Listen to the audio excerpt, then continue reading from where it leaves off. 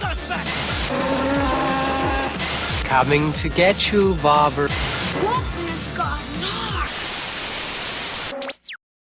Hi guys, my name's Barry and welcome back to the channel. You probably noticed this is it, I'm starting to talk about Scream more and more. Yes, it's obviously because of the lead up to the new Scream movie.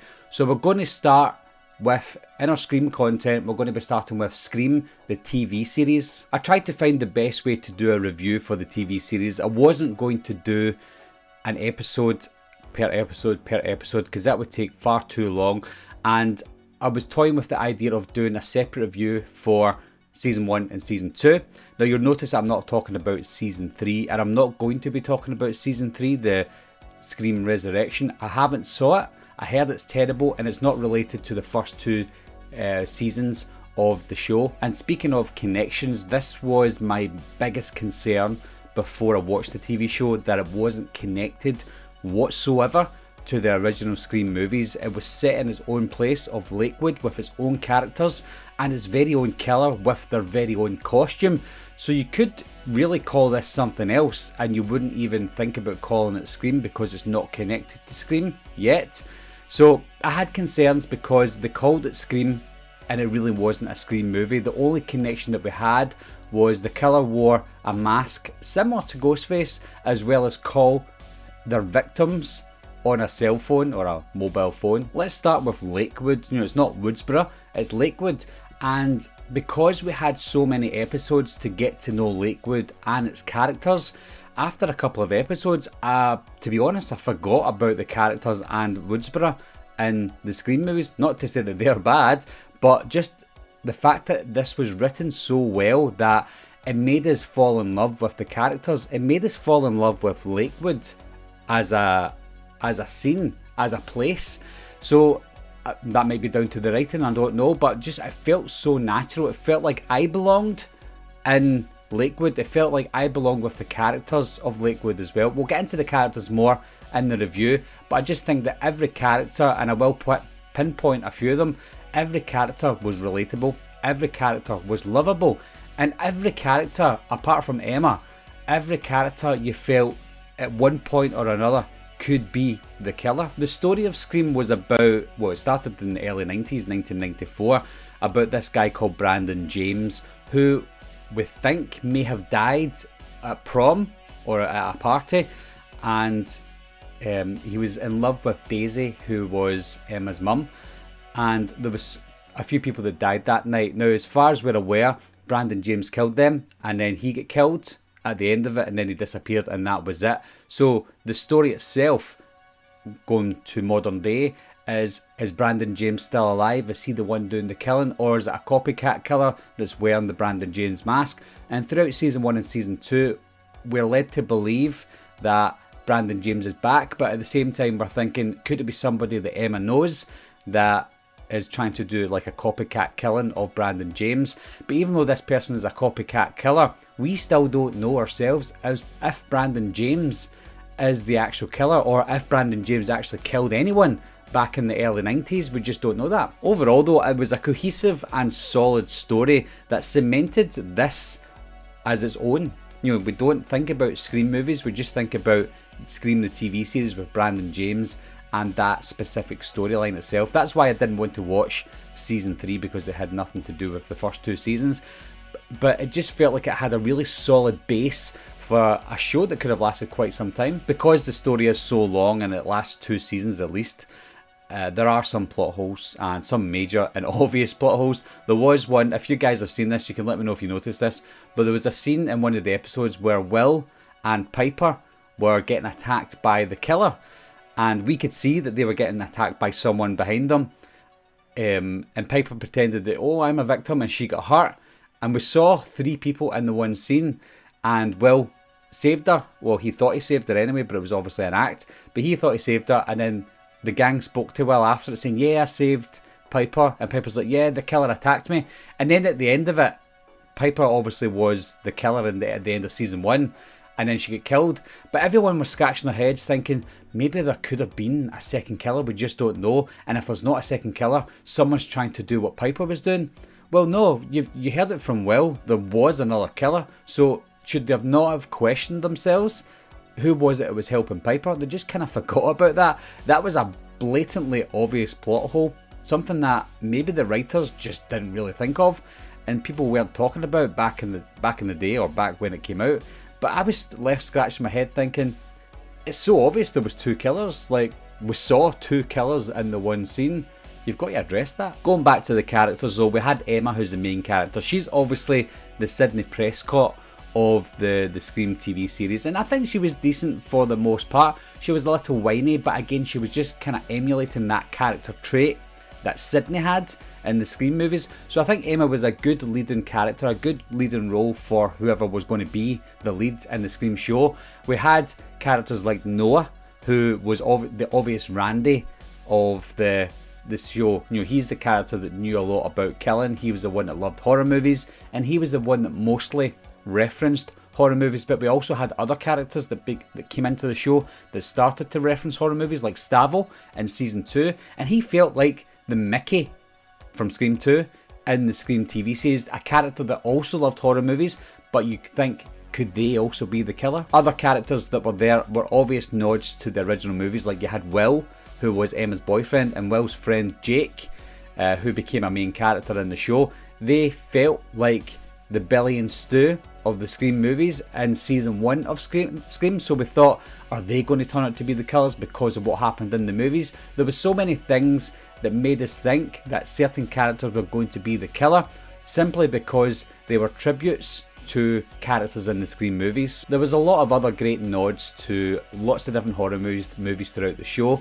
and that's all thanks, or mostly thanks, to Noah, because he referenced a lot of horror movies throughout the first 2 seasons of the show, and they referenced horror movies so much that in season 2 of Scream, every episode was named after a famous horror movie. Because it was a show, I was expecting them to be a little bit more tame when it came to the killing, from what we saw in the Scream movies, but they didn't hold back. I was pleasantly surprised, if that makes any sense. I was pleasantly surprised at the amount of gore that they had, and a lot of the kills were very inventive as well. When it comes to the whodunit aspect, I think both seasons were quite hard to determine who the killer was. I didn't expect it to be Piper, because I always thought it was going to be one killer, and then when Piper got attacked by the second killer, who they completely forgot about, I felt like no, she wasn't the one. I didn't even suspect Piper to be the killer. So I think season 1 left me on the edge of my seat because I had no idea who the killer was. Was I a little bit disappointed by Piper being the killer? Yes, I was. If I knew there was going to be 2 killers, which I did know, if they knew there was supposed to be 2 killers, then I wouldn't be disappointed, because I thought, okay, there's another killer there. But they stretched it out to season 2, so it made season 1's killer a little bit more satisfying. But the same with season 1, in season 2 I had no idea who the killer was, because we were introduced to other characters like Stavo, Miguel, Eli. We also had the fact that Emma's dad could have still been the killer. At the same time, we also had the legend of Brandon James. Could Brandon James still be one of the killers? We find out that the killer is Kieran. I wasn't surprised, but I was also surprised at the same time, because I didn't suspect it would be Kieran, because again, they're taking aspects from the movies. I didn't suspect it would be Billy in Scream 1, and it was Billy. So I thought, are they going to copy that for Scream, the show? It's a little bit too obvious. Too obvious to the point where I thought, nah, it can't be Kieran at all, but it turned out to be Kieran. By the end of season 2, I felt like the show had its own identity. It removed itself completely from the Scream movies. It had its nods at the beginning, but I think it detached itself from the Scream movies and became its own show, which I thought was fantastic. The look and the feel of the show was great. It even had its own score that's very reminiscent now. I love the score throughout the first 2 seasons, and the way it was shot as well, with the scenes and the locations, it felt like a show that could have been A Nightmare on Elm Street as well. I had a lot of nods to A Nightmare on Elm Street too, but it just felt like that Wes Craven style show. If we move on to the Brandon James costume, I didn't think I was going to like the mask, because obviously it's different from the Ghostface mask, but with the legend of Brandon James and the story behind Brandon James, whether he comes back or not, because we still don't know if he's alive or dead, if he was even a killer or not. So I think because of the story and the legend of Brandon James made me accept the costume very quickly, and I actually do like the Brandon James costume. Unfortunately, I don't have the mask or the costume, because now to get a good version of it is very expensive. but I do like it, and I wouldn't mind them bringing it back for a third season if they ever do a third season to this story. Because the show went into limbo, they decided to do a little Halloween special, and they called it Halloween 1 and Halloween 2. So it was like a mini movie with 2 episodes put together, and it's set on Halloween, and they go to a place in a little island, and the street they live on in this little island is 45 Lambkin Lane, which is a nice nod to Halloween. And within that little movie, and now we know it as a finale, that they've got this little backstory of another character called Anna Hobbs, who was a legend on the island, sort of like Brandon James on the mainland. And Noah does reference Freddy vs Jason because it's 2 killers that is implemented into this story. Again, I think it was a nice little story. Knowing now that it is, or still potentially, the last ever episode, it's a bittersweet moment because I would have liked a little bit more if we knew it was the very last episode, it was the finale at the end of the day. But because they made it that little movie with an Anna Hobbs storyline, I think it was a nice finish to what I hope is not the end. My only issue with the Halloween special was the killer.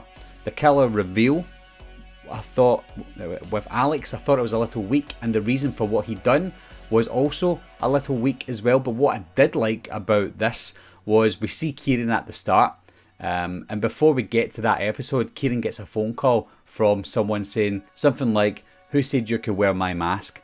So is that Brandon James? Brandon James was the original wearer of the mask, not to kill people, but because he was deformed. So was it Brandon James, or was it a killer who was always killing people at the beginning, but Kieran took the credit for the killings at the start, similar to what we now see as Stu and Billy taking the credit for killing Sydney's mum, and obviously it wasn't them that done that. So is that what Kieran was doing at the beginning? We just don't know because of the cliffhanger that was left on.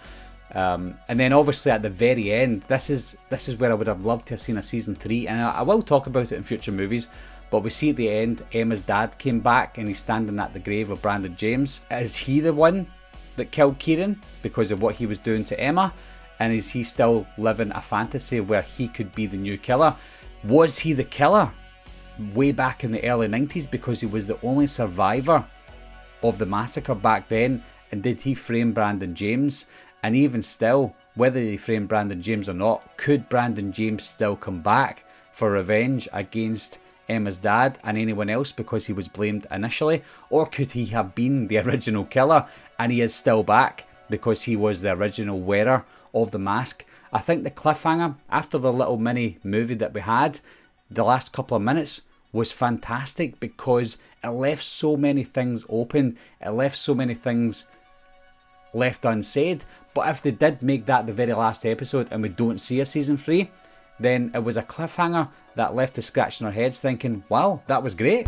Welcome to Lakewood, Mr. James. At the end of the day, guys, I was pleasantly surprised by the whole show. I loved it from start to finish. I loved the characters, I loved the character development, I loved the killer, I loved the mystery of the killer. Will we ever see Brandon James? Was it ever Brandon James? So many questions, but great questions, because the questions that I have still, I would like to see answered in a future season 3 if they ever done that, but if they don't, I still love it for what it was.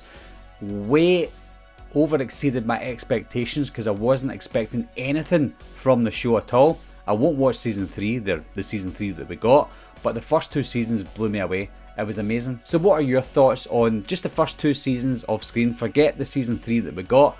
What are your thoughts on the first 2 seasons? Did you like Brandon James? Did you like the character? Did you like the show overall? As always, guys, leave your comments down below and I'll talk to you soon.